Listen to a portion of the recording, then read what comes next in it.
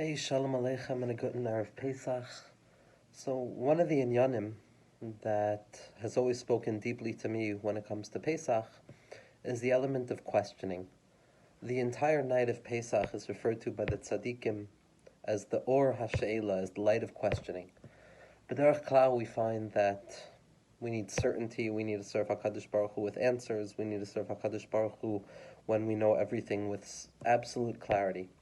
Comes Pesach and it tells us that the experience of redemption took place from within Egypt itself. The questioning heart began in Mitzrayim. It was the questioning heart that said there has to be something more for this existence. There has to be a freedom beyond this enslavement. And it was that very questioning that began to emerge within the hearts of the Jewish people through the koyach of Avram Avinu, who was the first person to question. Bameh Eda, how will I know? And that question of Bameh, it arose within our hearts, and it brings us out of Mitzrayim. And therefore, on Leil HaSeder, we celebrate with questions. We celebrate by asking HaKadosh Baruch Hu questions. Manishtana, 4 questions, 10 questions, 1,000 questions. The entire night is circled around questioning. As halacha dictates, even if you're one person alone, you have to say the Haggadah to yourself over, b'derech she'ela v'tshuva. Because the entire nace is the ability to live with the question, to find HaKadosh Baruch Hu in the question. Because when I have answers, there's no need for Emunah. When I have questions, it's specifically there that I have the capacity to uncover the light of Emunah. The Chassam Sofer, Schusar Ganalenu, points out that Chad Gadya ends in an unfair way.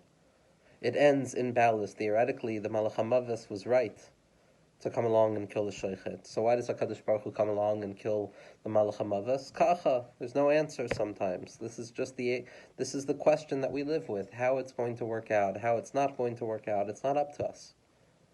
It's simply living with the question. Rabbi Nachman Schusar Ganalenu tells us that it's the questioning that we engage with that allows us to find HaKadosh Baruch Hu specifically in the question, that kasha, a question, or the Daled Kushios, a kasha is Rosh Tevos, Shma Hashem Koili Ekra, HaKadosh Baruch Hu, hear my voice, I'm crying out to you. That we cry out to HaKadosh Baruch Hu within the questions that are beseeching HaKadosh Baruch Hu's presence from within the absence that we feel down here. The very question itself, as Rav Tzadok tells us, is the biggest proof to the presence of HaKadosh Baruch Hu. It's not an answer to the question itself is the proof. This is what Torah Sheba'al Peh is about. This is why the Haggadah itself is ultimately about all for the sake of uncovering questioning.